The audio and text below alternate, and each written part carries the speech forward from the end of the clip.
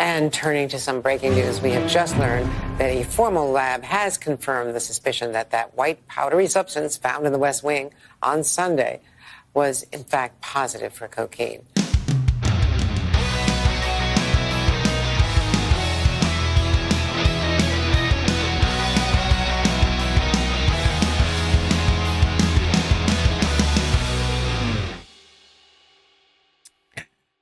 Welcome to the Bald Brad Show.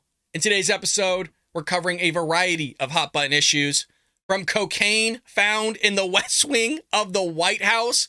We'll hear from Karine Jean-Pierre during today's White House press briefing on what she had to say about all of that. You have a transgender Black Lives Matter supporter killing 5 people in a mass shooting in the Democrat-ran area of Philadelphia. Ben & Jerry's and Bud Light are in the hot seat once again. And lastly, we have updates on the California Reparations Task Force and the crazy ideas they're trying to implement. Wait till we get into that one. Folks, we got a jam-packed episode for you today. Before we jump into any of the details, support a true American patriot by hitting that like and subscribe button. Leave us a short, sweet comment down below. The question today is kind of a fun one. Who do you think brought the cocaine into the West Wing? Was it just a random visitor? What is it, a Biden staffer? Was it Hunter Biden?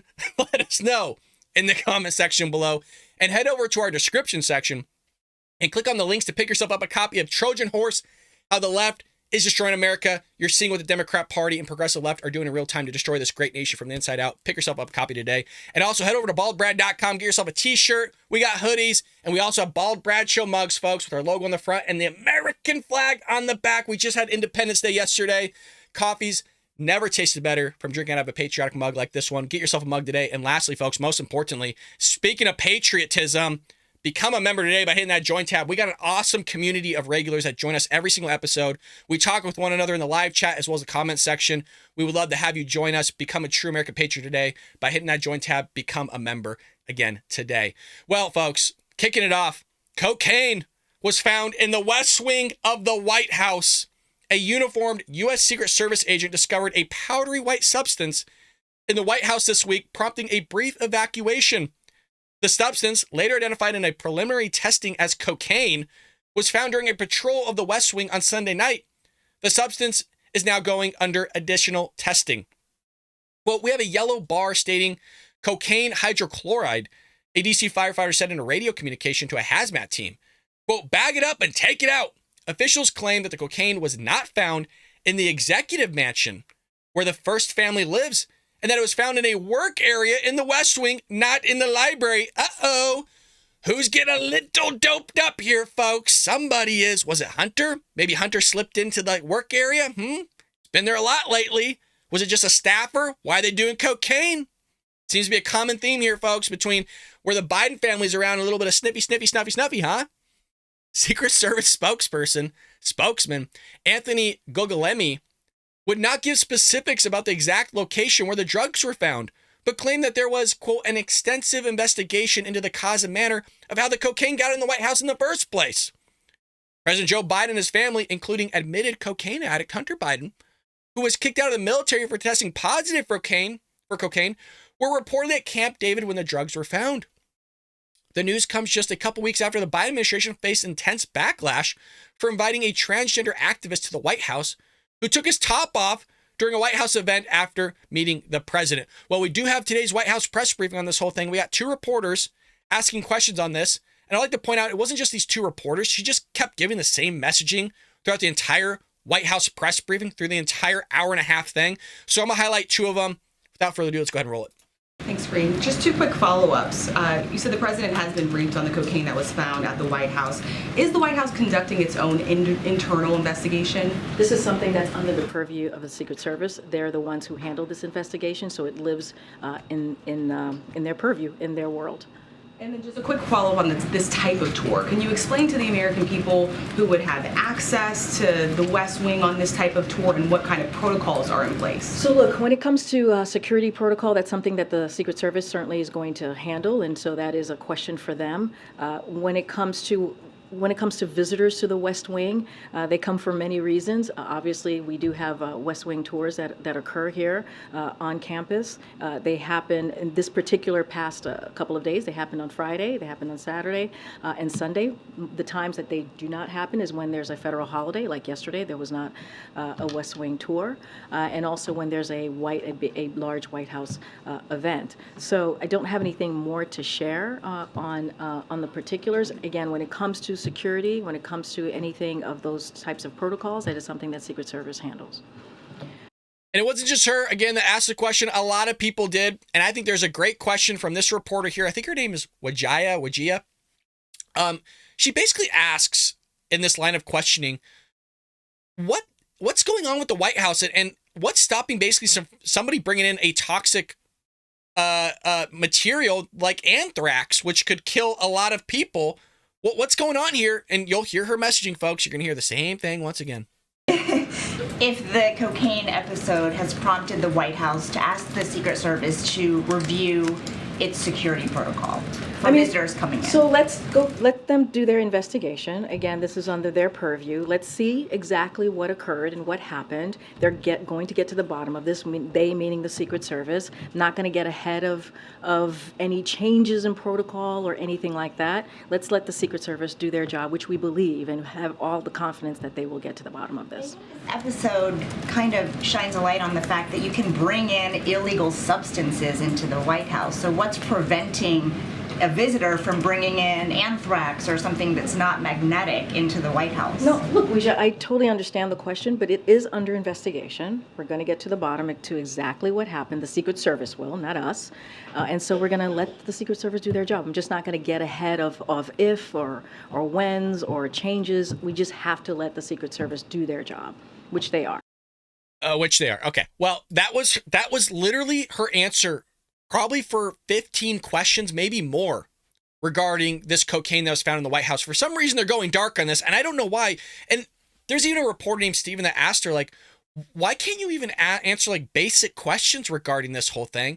And she just regurgitated the same thing. Oh, well, it's not in our purview. It's in the purview of the Secret Service. We're letting them do the investigation. She won't answer any questions, which I find really, really odd here. But phenomenal question going, well, what's stopping somebody from bringing in a terrible substance like anthrax into the White House? Great question. No answer. They don't have any answers to anything during every White House press briefing. It's so baffling. She gets away with it somehow. Somehow they don't just do their own protests. If I was in that White House press briefing room, I would try to get all the reporters of all the major outlets in there, the entire room, just to protest this woman, because she is terrible at her job. She doesn't answer any questions. Something as serious as somebody bringing in a foreign substance, an illegal substance, into the White House, and the Secret Service doesn't have a clue, which is probably why they're going dark on this whole thing. They're conducting an investigation. Some people are asking questions of, well, what happens if they don't come down to, like, who actually brought it? Because we're getting reports that they're not going to find the person. What? They're not able to, like, track anybody in the White House of maybe something falling out of their pocket or doing something they shouldn't be doing? I mean, come on, folks. Come on. This is crazy. But once again, how many times from our White House, from that podium, have we heard them go, well, we don't know, or, oh, we'll get to it, or, oh, we'll find out later, and we never do. We never do. I mean, this is so reminiscent of kind of like that UFO they shot out of the sky, and also the Chinese spy balloon. We still don't have any information on that, by the way. We don't know anything about the other objects they shot out, but they told us they're gonna let us know. Sure. Well, let me know what you think about that in the comment section below. Again, the fun question of the day is, who do you really think brought the cocaine? Was it Hunter? And now they're just gonna blame it on a low-level staffer? Let us know in the comment section below. Some terrible news happened over the weekend. There was a lot of shootings that took place over the holiday weekend, and one of them was a transgender Black Lives Matter supporter.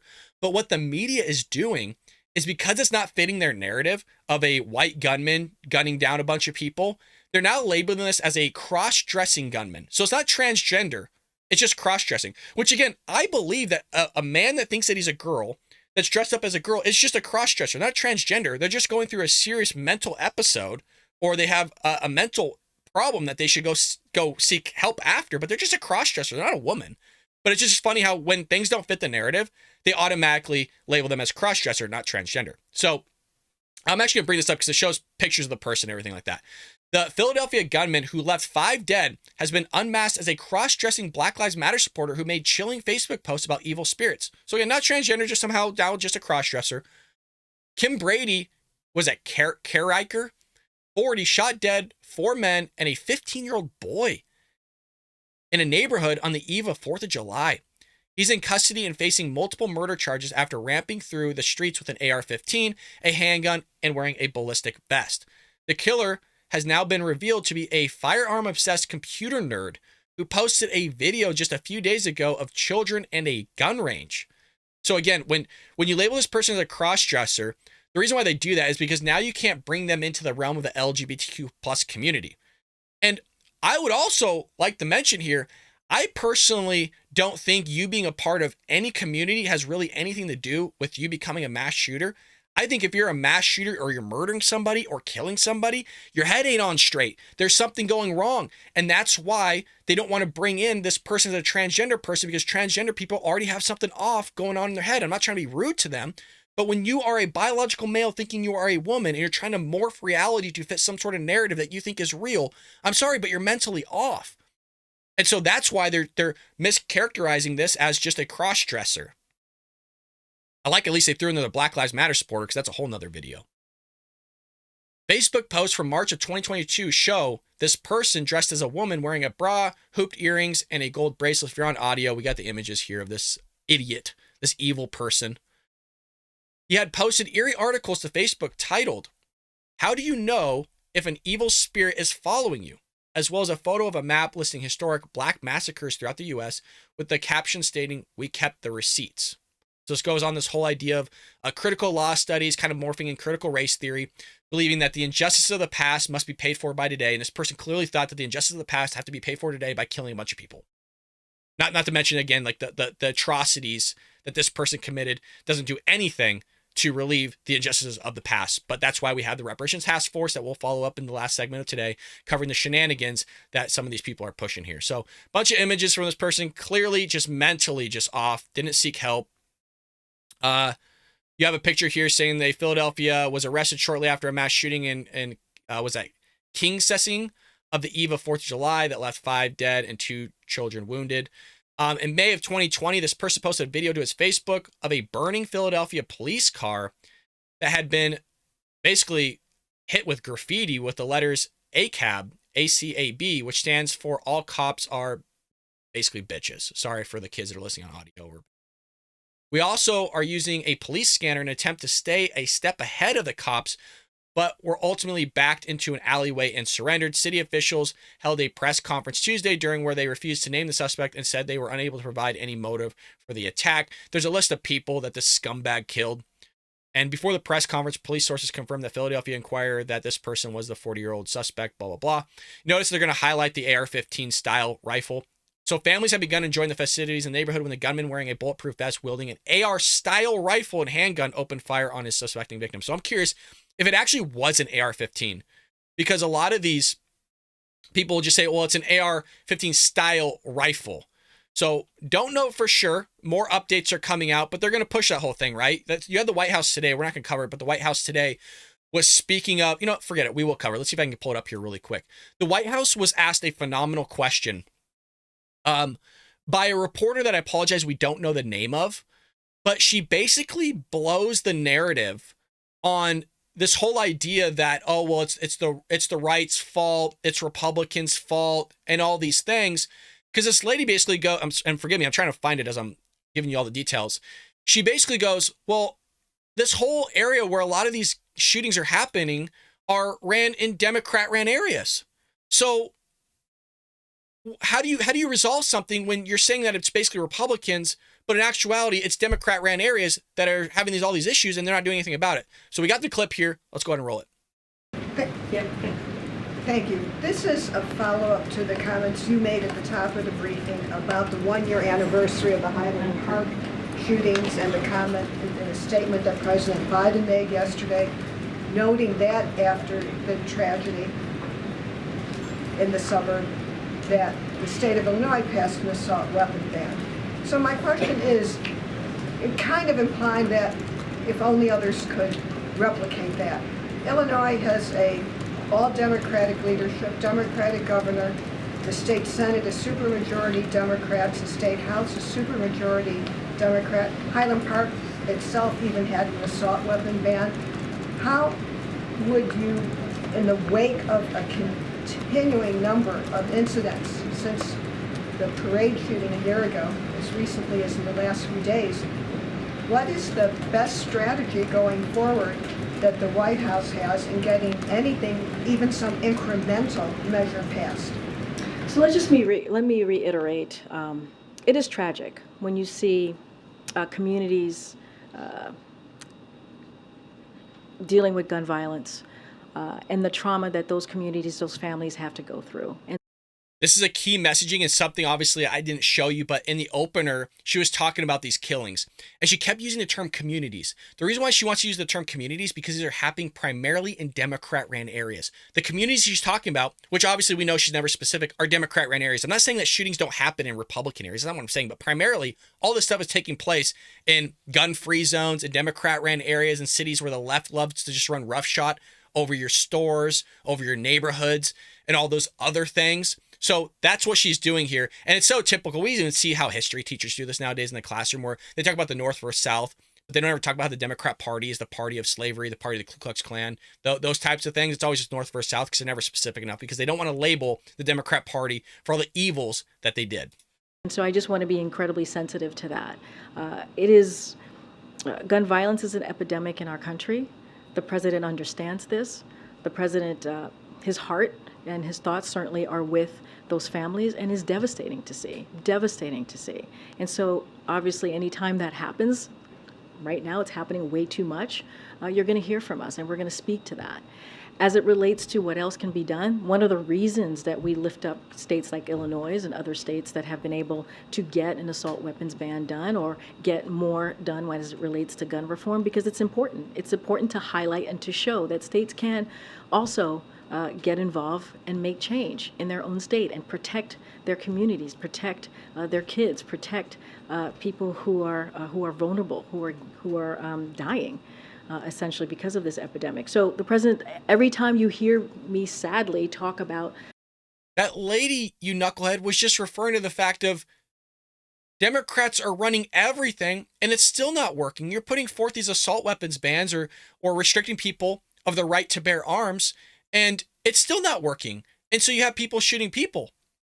And your answer to this is, well, we're highlighting these places where people are shooting people in crazy ass numbers. And what we think is those states should continue to implement crazy ideologies and crazy policies that will allow this type of stuff to keep happening. Like, what? What? Gun violence that occurred. We talk about the states who have been able to get through either assault weapons ban or some sort of common sense gun reform. So we're going to continue to do that because there is a path, there is a way for folks to protect their communities in their state. But you're right, there is a way. It's called the Second Amendment, folks. That's what it's called, the right to protect yourself with a firearm. There's already an answer, Karine.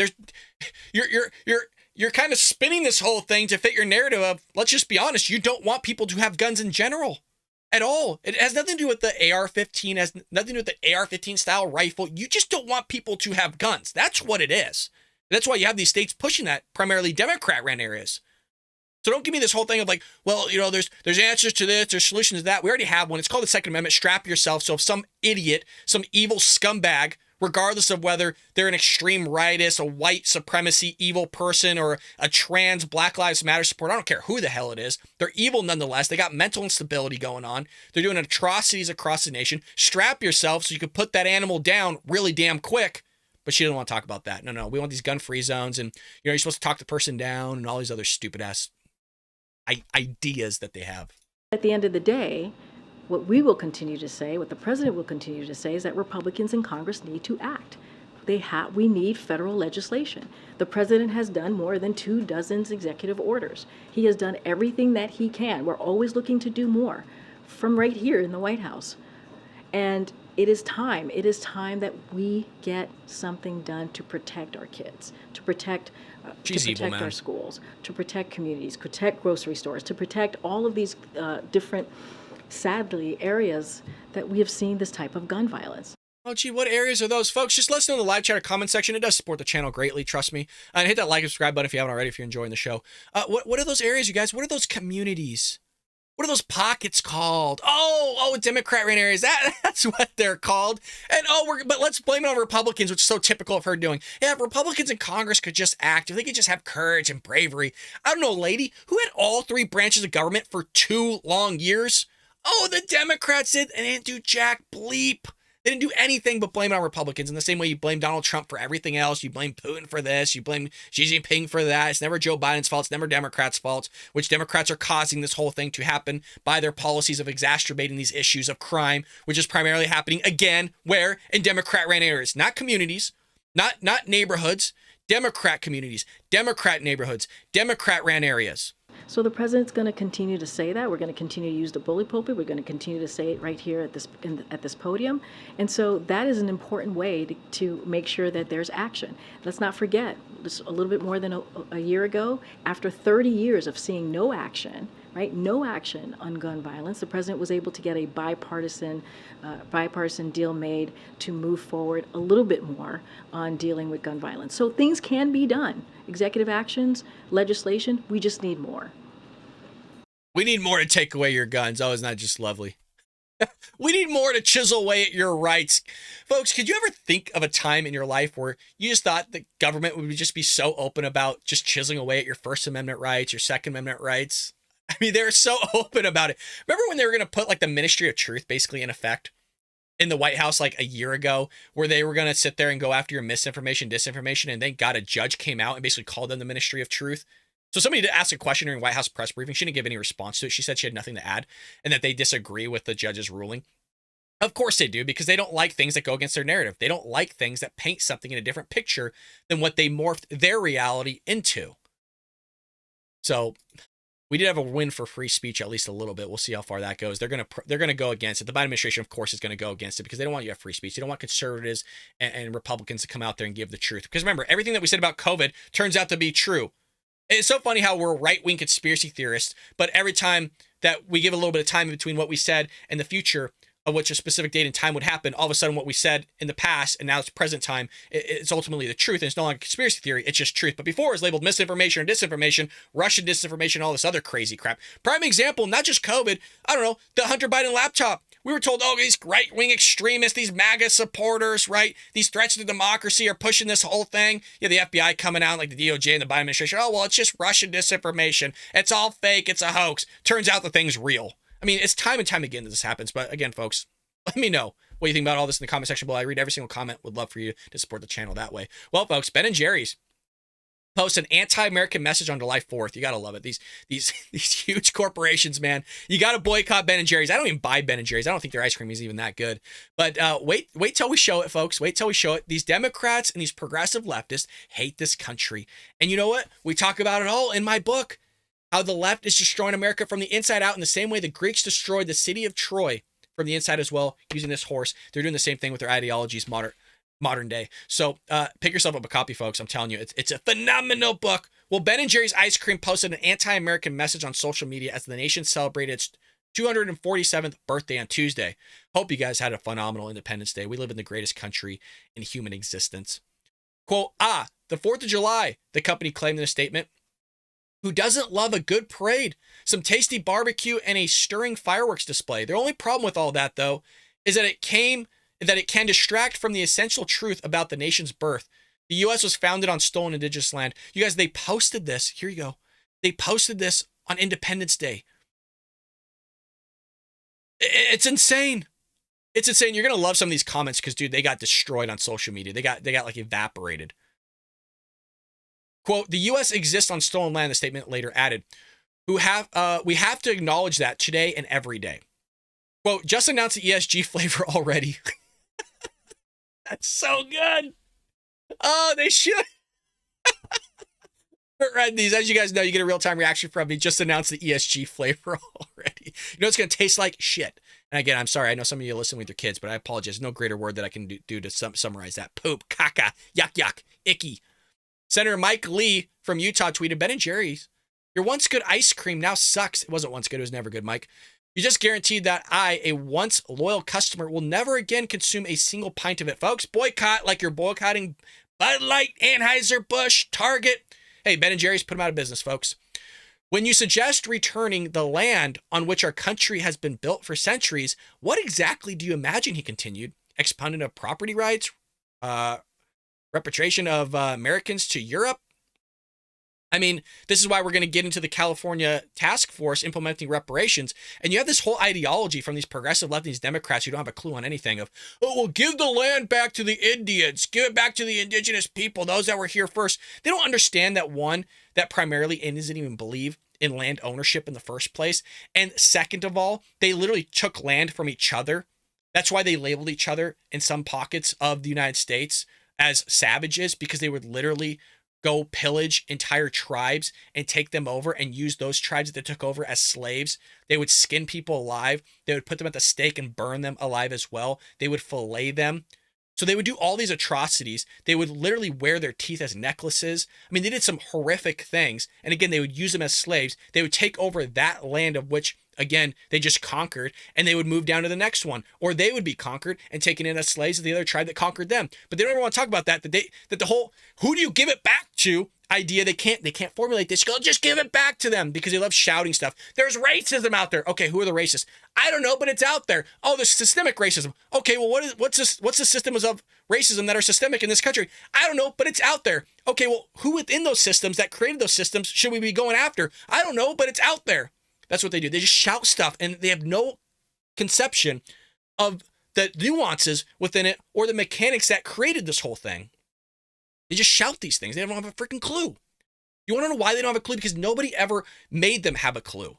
Whether it was school, because in the school system, all you have to do is shout something out, write a paper on it, and you have to take their opinion seriously, and that's it. They don't actually have to justify their statements. They don't actually have to come to some formation of an actual coherent thought. They just get to say stuff. You want to know who also does that? Joe Biden. He doesn't have to have a coherent thought. He just that's what he does. He doesn't have a coherent thought. He just has to be chauffeured out on his gurney, say a few things, mumble a few things, and then we're going to play it all down like he's okay. He has striking physique and fitness and all these other things. We'll just gaslight you all. That's what they do. Political commentator Joel Petlin pointed out apparent hypocrisy from the company when he shared a screenshot of a news article that said Jewish students call for Ben & Jerry's to evacuate illegally occupied Vermont land. But they won't do it. They won't do it. I'll give you a little snippet of this. The Jerusalem Post. Of course they won't. You know, you have these same videos of people doing these on the street interviews asking these leftists, hey, then why don't you give up your land? Why don't you give up your house? Or these same people go, I want reparations. Okay, well, we'll bring up a black guy that wants his reparations. All of a sudden, well, I don't have money. I don't have this or that.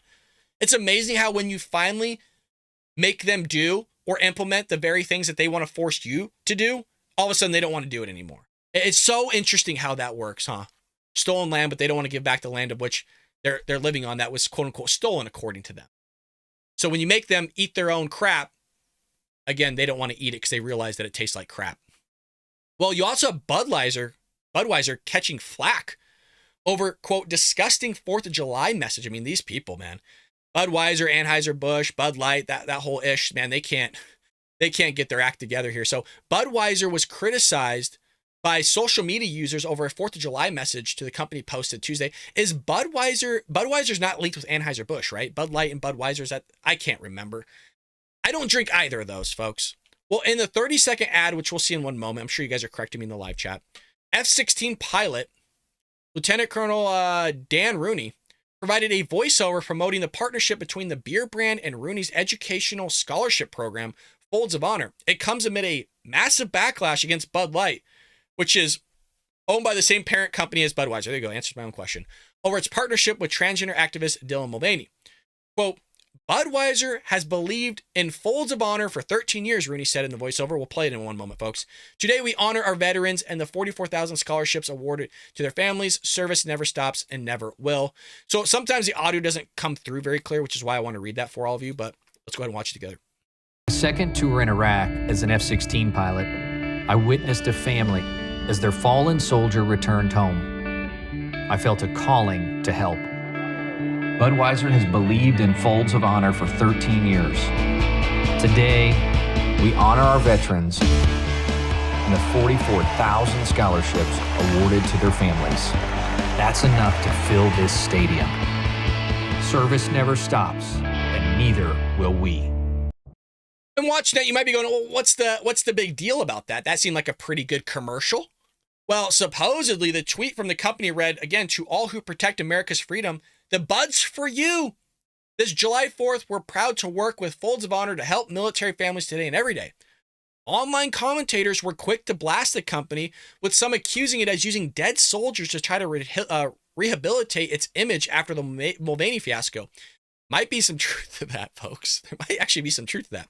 Quote, using dead people to try to dig back from sponsoring child drag shows and misogyny is beyond disgusting, one social media user wrote. Another person tweeted, too late, Budweiser, too late. While another added, you are ruined. There were also numerous comments from online users suggesting that the company needed to do was apologize. They've come out and said, folks, the CEO literally said, oh, we hear you. We covered that episode. They don't hear anything. They hear in their vacuum bubble what they want to hear with these ESG scores from Vanguard or BlackRock to make sure they're pushing this agenda of this LGBTQ stuff upon all of you. That's why you have all these companies doing it. Now, I want to do a deep dive soon on Vanguard and BlackRock and others of how much investment they have in these major companies like Google, Amazon, and others, and the influence they're having on society by pushing this ESG agenda. And now you're seeing people push back here. Don't buy Ben & Jerry's. Don't buy any Budweiser, Anheuser-Busch, Bud Light products. Target, you're out. You know, find these people that actually want to support your values, folks, which is why we asked you to join our show, our community here, the Bald Brad community of true American patriots that love your values, love this country. And you can do that by hitting the join tab right here. Again, we're all in the live chat. We're in the comment section. If people can't make the live, they're always commenting, always checking it out. If you want to talk with somebody, just say, hey, what's up? We're always welcoming folks. If you have any new members here, again, welcome them. They are true American patriots, unlike freaking Budweiser and Bud Light here. So another added, Folds of Honor needs to find a new partnership as soon as possible. Partnering with woke globalists is hurting a good cause. They are not wrong. There's a lot of other places, folks, where Folds of Honor would or should need to work with. Heck, come on our show. We'll sit there and promote your stuff. Got no problem doing that. We're a small channel, but heck, we're growing nonetheless, folks. The ad was posted to YouTube too, and comments there were just as critical towards the beer company. Quote, no one actually serving or who probably serves wants anything to do with this morally bankrupt company, one person wrote. It's not a boycott, it's a banishment. While another commented, Bud's determined to drag every past connection down with them. Wouldn't it be better to apologize, fire those responsible, and start on mending? No. You sure about that, Bud? Okay, then carry on, just continue to ignore your customer base. Said time and time again, they're saying they hear you. They don't hear you. They're going to sit there and push this agenda because they have an ESG score. They have people that have invested in their company called BlackRock and Vanguard, some of some of you might be invested in. Maybe you should go check that one out. Pushing this whole thing. So let me know what you think about it in the comment section below. When's the last time you even had a Budweiser, Bud Light, Anheuser-Busch product? Let me know in the live chat or comment section. Well, folks, we gotta save the best for last. We have a bonus thing at the very, very end, but reparations. We're going to break this down because they have more crazy things they're trying to push here. So I think it was Jennifer, somebody asked in the comment section probably a couple days ago. Again, I do read all comments, so leave us a comment below. Asked, hey, what's going on with the California Reparations Task Force? Well, we got the updates for you, folks. You ask, you shall receive. So, California's Reparations Task Force raised eyebrows with a few of its recent proposals. They just keep coming out with asinine thing after asinine thing. Namely suggesting that Black residents should not be held responsible for back child support debt, and public urination laws should not be enforced at all. So, you guys, they have two things they're trying to propose, okay? We're going to break these down. So the first one is calls for eliminating child support debt for Black residents. So the California Reparations Task Force is asking for Democrat-controlled state legislature, notice that, Democrat-controlled state legislature, to eliminate interest on past due child support, as well as any back child support debt for Black residents of the state. Well, how do you do that? Oh, you have the taxpayer pay for it. Again, paying for the injustices of the past, which you never committed with your hard-earned money. In its final report released last week, the group claimed discriminatory laws have torn African American families apart, and that one effect of that is the harms caused by the disproportionate amount of African Americans who are burdened with child support debt. What does that have to do with us? What does that have to do with anybody else? The nearly 1,100-page document stated that Black Californians represent a larger percentage of those who owed child support debt than their proportion of the state's population. It also claimed the 10% interest the state charges on back child support hinders their ability to finance further education, attend job training, find employment, and maintain housing because of the legal consequences of not paying such debt. The report cited a 2003 California Department of Child Support Services study that estimated 27% of owed child support in the state was unpaid interest, and that those who owed child support had lower incomes than the typical California worker, and that such interest required a larger portion of their income to actually pay the debt.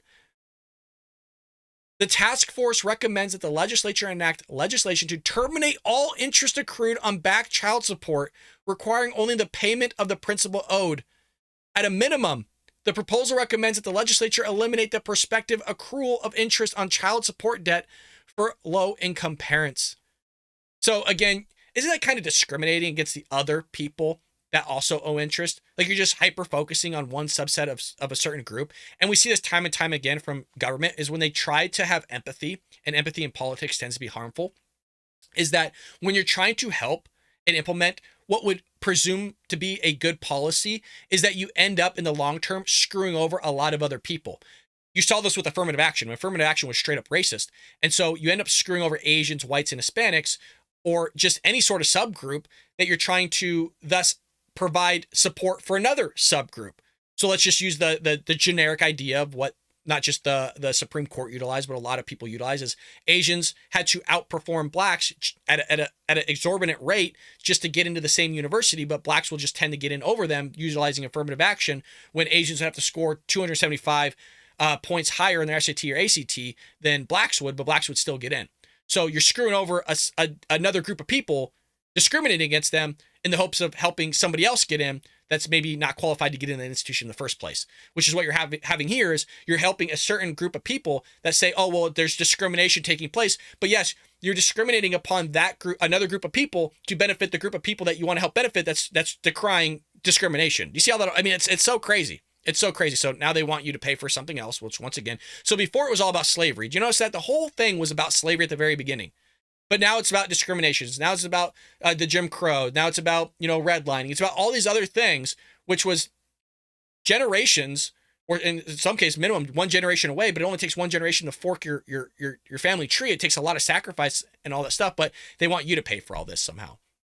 We're not done yet, because California Reparations Task Force calls to ban police from enforcing public urination laws.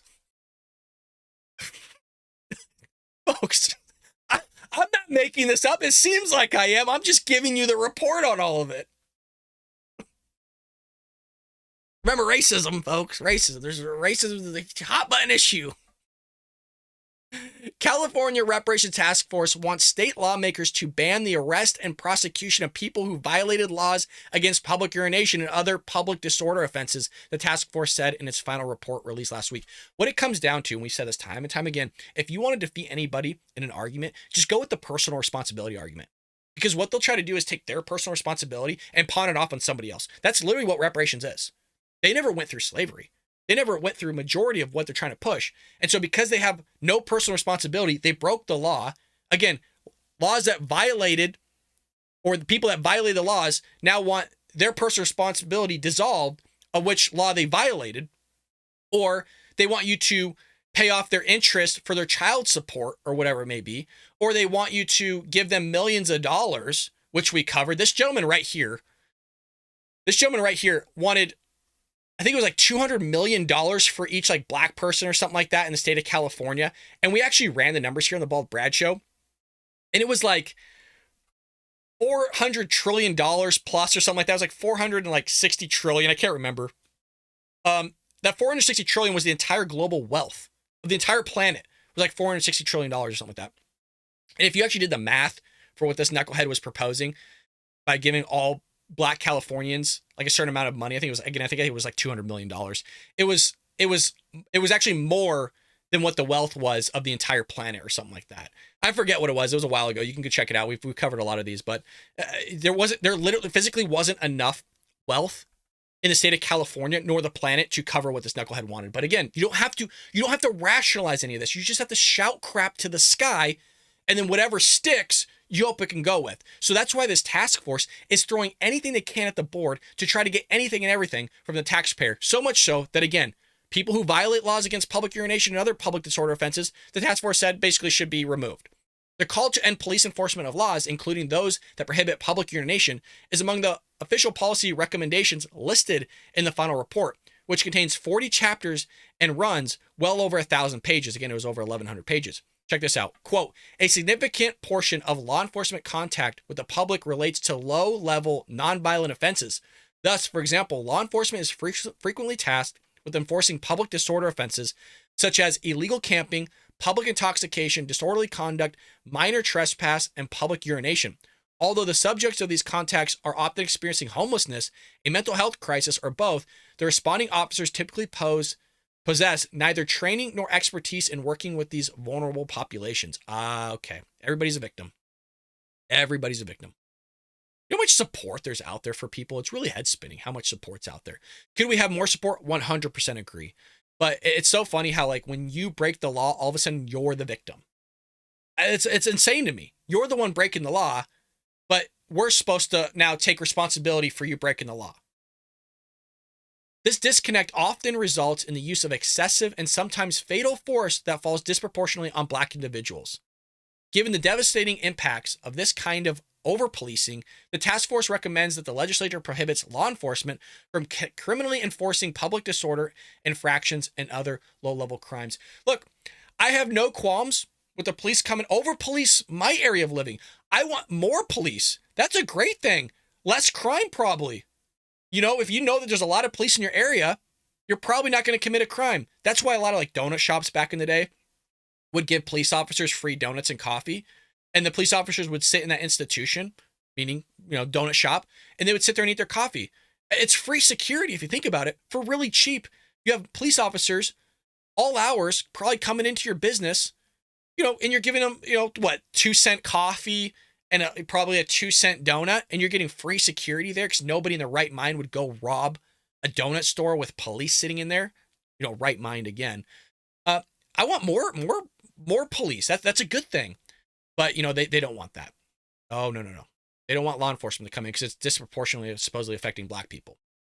Is there any sort, which we do cover here in the book, we cover crimes. Folks, I go back like 60 plus years in crimes. We completely shatter this whole idea that Black people are just killing, or police are killing Black people just in exorbitant numbers. We actually talk about a study in this book from Skeptic Magazine that did a observational study where they question not just conservatives, but they question independents and Democrats. There's people out there, a large swath of Americans, that think like police are killing over 10,000 Black people, unarmed Black people in the streets every year.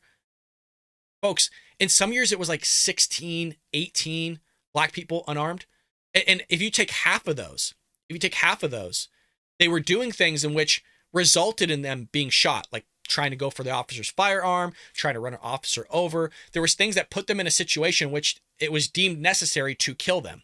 I'm not saying that that's an awesome thing. That's not what I'm saying. But the whole idea of them going, well, there's disproportionate happening to Black people and all these things, they're pushing these myths out there that just don't work out. They're not reality, but people just tend to believe in them. And so because of personal responsibility, you know, you have to throw that out the door. Why are police engaging with you in the first place? I understand there's police out there that are racist. I 100% agree there's police out there that are corrupt. The vast majority are not. But you are more likely to be literally hit by lightning statistically than you are to be an unarmed Black man being pulled over by the police and being killed. We can't talk about that because then you're racist and then you're removing, you know, their experiences and all these things. Well, I have to do these when I get pulled over. Yeah, so do I. I'm a white guy. I'm nervous too when I get pulled over. Does it happen very often? I tend to follow the law. Not saying you don't if you don't get pulled over. Again, you know, they take what you say and they just clip it or they remove it. Like, oh, well, look what this person said. There's idiots out there all over the place. There's idiot cops. There's idiot people. Follow the law and this shouldn't happen. Why are you having to deal with the police in the first place? How many of you, let me know in the live chat, how many of you every year deal with the police? Like, when was the last time you actually dealt with a police officer? Somebody called the police on you or whatever it may be. Like, and how often is that happening? I've engaged people who are like, oh yeah, I engage with the police like every like multiple times a year. Like, what? I'm trying to think the last time like I engaged with a police officer, like I potentially did something wrong. It's well over a decade. I hope it stays that way. I mean, the last time I engaged with a police officer, I was just at a coffee shop. And I was just like shooting the shit with the guy. Buy him a cup of coffee. I don't know. Let me think about that, folks. But, they want to get rid of the urination laws. You can't pee in front of people anymore and poop and stuff like that. Why? Because that's happening in Democratic ran areas is why. So you had a great clip here from Piers Morgan's Uncensored show talking about this whole thing where you had Douglas Murray saying it's time to move on from what happened hundreds of years ago. You can't say that, Douglas. You can't say that at all. But here he is. Well, it's a kind of grievance competition. Your guest earlier just tried to engage in it. I don't know what hurt she believes she's had from slavery. All of this was addressed 2 centuries ago. Everything has consequences. All history has consequences and ramifications. But, if we were to play this fairly, we would at least look at all of the countries around the world that engaged in the slave trade who are simply not interested in any form of reparations. The Ottoman Empire, all the Arab countries who not just traded far more slaves than across the Atlantic, but castrated all the men so that there wouldn't be any more African slaves after them. They worked them to the bone. I see no interest across Africa in paying reparations for selling their brother and sister Africans into slavery or for working them to the bone to the present day. There is slavery across Africa today. In fact, there are more slaves in the world today than there were at the height of the transatlantic slave trade. So some of us are simply a bit bored of hearing people ripping at closed wounds and then crying about their hurt or their presumed hurt. Because everybody could do this. 1 million Europeans were stolen by North Africans over the course of decades of the North African Barbary pirate slave trade. Where would you end if you did that? The answer is you couldn't end, because Correct. Nobody is alive who has actually suffered the hurt, and nobody is alive who did the wrong. And I'd make one other point, if I may. It's always the countries that people want to come to who are put through this struggle session. Britain, like America and France, are the most desired destinations for migrants worldwide and have been for centuries. Why is that? It's not because we're racist, it's because we're better. It's because we're good. It's because when we see racism, we actually call it out and recognize it as a sin. Try finding that across Africa. Try finding that across the Middle East or in China. Nobody would hear. So what we have is a situation where the more virtuous countries are presented as the worst countries. It's sick, and most of us are tired of it. What a phenomenal clip, man. That guy destroyed that whole panel, or what I presume to be some people that are pushing for reparations. There's nothing I need to add to that. It was just perfectly summed up. Let me know what you think about that one in the comment section below. Folks, we got a bonus clip here from Republican senators blasting NIH for $3 million grant to expand medical transitions for minors. Hope you're sitting down for this one. This is disgusting stuff. So the National Institutes of Health, NIH, has agreed to spend more than $3 million in taxpayer funds to expand access to sex change operations for minors, drawing criticism from Republican Senators Rand Paul, Marco Rubio, and Ted Budd. Titled the Trans NIH Research Support, the agreement is between the NIH and the Brigham and Women's Hospital, as well as the Children's Hospital Corporation, which does business under the name of Boston Children's Hospital. The deal, which lists an obligated funding amount of over $3 million, 3.2, almost 3.3 million, began in September 2021 and ends August 31st, 2023.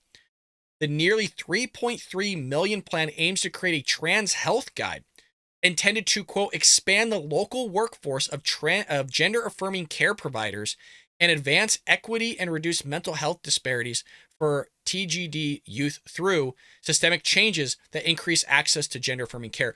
We actually did an episode, and it got flagged by YouTube, where Matt Walsh and his producer exposed these healthcare providers where they would say somebody was having gender dysphoria, even though the client themselves said they didn't have gender dysphoria, and they were putting that in the paperwork so they can get their genitals lopped off. If you haven't seen that episode, I'm curious if any of you can actually find it, because we were flagged on it. I don't know if YouTube actually kept it up. I'd have to look. But in essence, say that I was going in for gender affirming care, and the clinic person goes, "Hey, do you have gender dysphoria?" And you say, "No, I don't have gender dysphoria. I don't have any of that." Well, what they would do is they wouldn't care. In the paperwork, they would say, oh, well, we think that you have gender dysphoria. This person definitely does. And they need to get I forgot the term where you get your testicles lopped off. But that's what they were basically uncovering. And my fear here is they're going to be doing the same thing with now this whole push on gender affirming care. And how are they going to affirm that care? By castrating you. People between the ages of 13 and 24 are considered transgender and gender diverse youth. As a senator and physician, I am deeply concerned about the NIH's use of taxpayer money to fund dangerous and controversial youth transgender research. This comes from Senator Paul. The well-being of our youth is at utmost importance, and subjecting them to harmful and experimental medical procedures is unacceptable. You're seeing the greatest experiment on our youth ever. And it's amazing that we're such an advanced country and we're just allowing this to happen.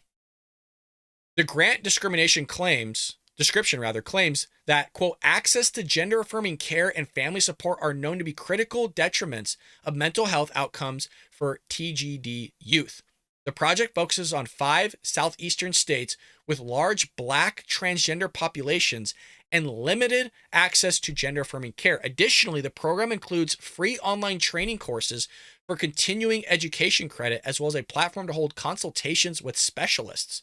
Senator Marco Rubio joined Paul in condemning the grant. Quote, the NIH should not use U.S. taxpayer dollars to encourage or promote transgenderism in children, especially when that means subjecting kids to damaging and irreversible surgeries and hormones.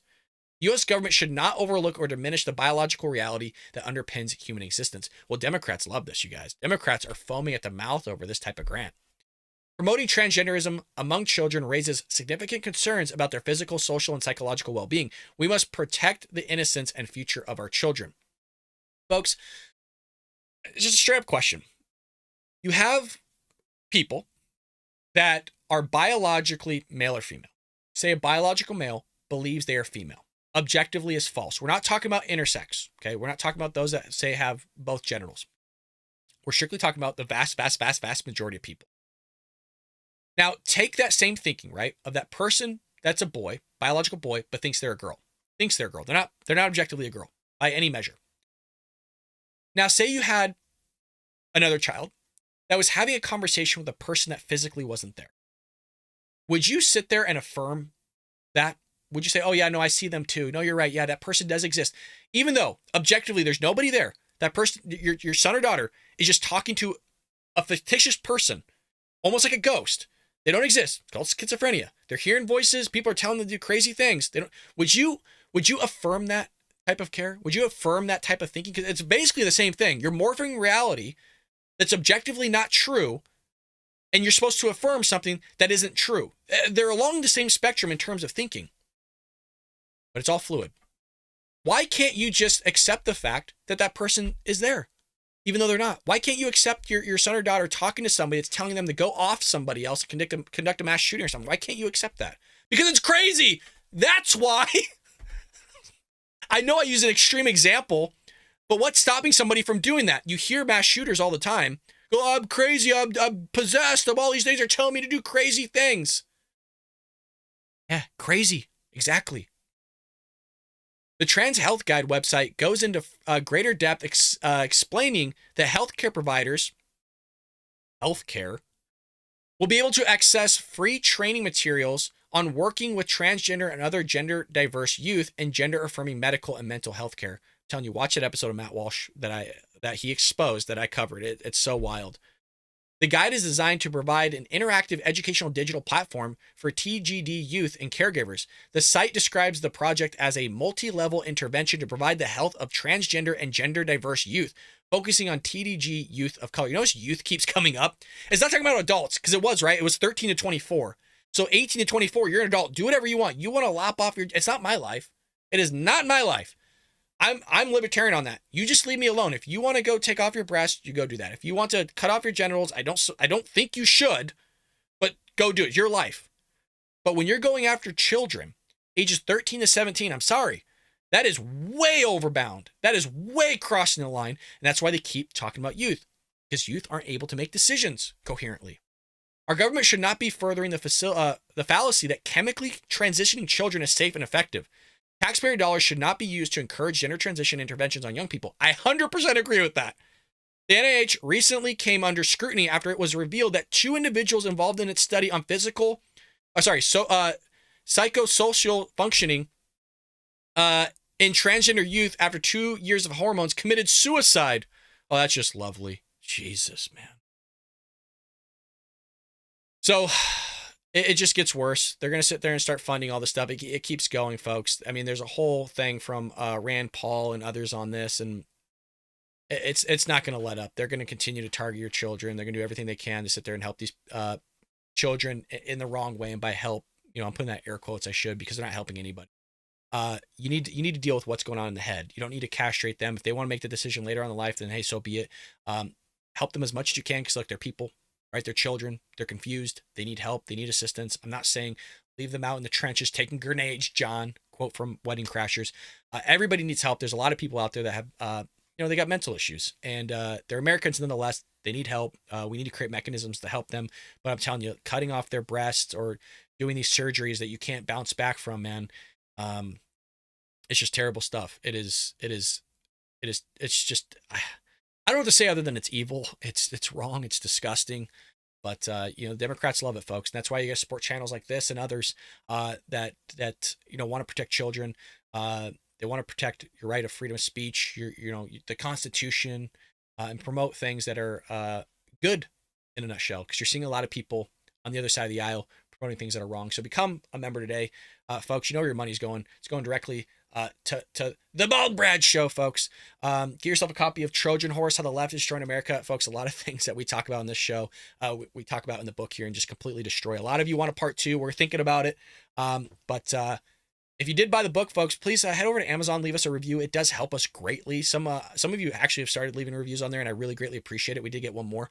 The more reviews you guys leave, the higher we climb in the rankings on Amazon, which is a huge benefit to us. We sell more books, and we could reach a greater audience here, and hopefully flip some people from the Democrat side of the aisle to the Republican side of the aisle. Again, become a member. Leave us a comment down below. Hit that like and subscribe button. You guys are freaking awesome. I'm so thankful to hang out with you in the live chat in the comment section. Hopefully, a lot of you were able to make it to the live show, and we'll be back here tomorrow here